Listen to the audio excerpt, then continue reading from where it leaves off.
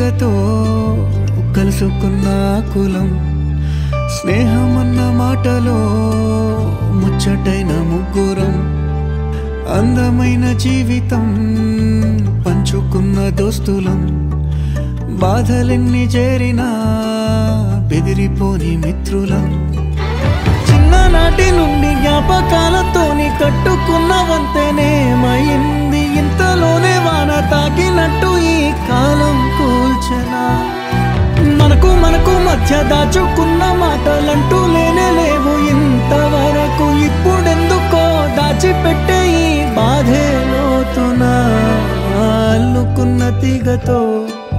కలుసుకున్న కులం